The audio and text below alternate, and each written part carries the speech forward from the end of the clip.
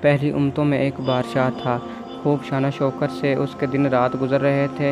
ایک دن اس کی قسمت کا ستارہ چمکا اور وہ اپنی آخرت کے بارے میں غور و فکر کرنے لگا اور سوچنے لگا کہ میں جن دنیاوی آسائشوں میں گم ہو کر اپنے رب کو بھول چکا ہوں، عنقریب یہ ساری نعمتیں مجھ سے منقطع ہو جائیں گی۔ میری حکومت و بادشاہت نے تو مجھے اپنے پاک پروردگار کی عبادت سے غافل کر رکھا ہے۔ چنانچہ وہ رات کی تاریکی میں اپنے محل سے نکلا اور ساری رات تیزی سے سفر کرتا رہا۔ جب صبح ہوئی تو وہ اپنے ملک کی سرحد عبور کر چکا تھا۔ اس نے ساحل سمندر کا رخ کیا اور وہیں رہنے لگا۔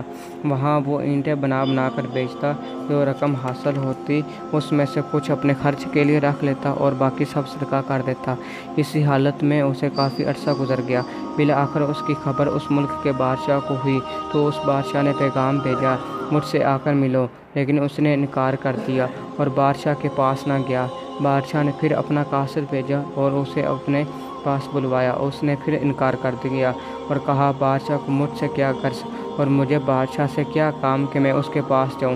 جب بادشاہ کو یہ بتایا گیا تو وہ خود گھوڑے پر سوار ہو کر ساحل سمندر پر آیا۔ جب اس نے ایک شخص نے دیکھا کہ بادشاہ میری طرف آ رہا ہے تو اس نے ایک طرف دوڑ لگا دی۔ بادشاہ نے جب اسے بھاگتے دیکھا تو وہ بھی اس کے پیچھے پیچھے بھاگنے لگا، لیکن وہ بادشاہ کی نظروں سے اوجھل ہو گیا۔ جب بادشاہ اسے نہ ڈھونڈ سکا تو بلند آواز سے کہا، اے اللہ کے بندے، میں تجھ سے کچھ بھی نہیں کہوں گا، تو مجھ سے خوف زدہ نہ ہو۔ جب اس نے ایک شخص نے یہ سنا تو وہ بادشاہ کے سامنے آ گیا۔ بادشاہ نے اس سے کہا، اللہ تجھے برکتیں عطا فرمائے، تو کون ہے اور کہاں سے آیا ہے؟ اس نے اپنا نام بتایا اور کہا، میں فلاں ملک کا بادشاہ تھا۔ جب میں نے غور و فکر کیا تو مجھے معلوم ہوا کہ میں جس دنیا کی دولت میں مست ہوں یہ تو عنقریب فنا ہو جائے گی، اور اس دولت و حکومت نے تو مجھے غفلت کی نیند سلا رکھا ہے۔ چنانچہ میں نے اپنے تمام سابقہ گناہوں سے توبہ کی اور تمام دنیاوی آسائشوں کو چھوڑ کر دنیا سے لگ تھلگ اپنے رب کی عبادت شروع کر دی۔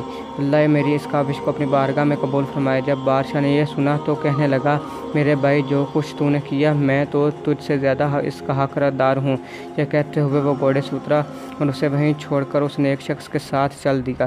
چنانچہ وہ دونوں بادشاہ ایک ساتھ رہنے لگے اور اب وہ ہر وقت اپنے رب کی عبادت میں مصروف رہتے اور انہوں نے دعا کی، اے ہمارے پروردگار، ہمیں ایک ساتھ موت دینا۔ چنانچہ ان دونوں کا ایک ہی دن انتقال ہوا اور ان کی قبریں بھی ایک ساتھ ہی بنائی گئیں۔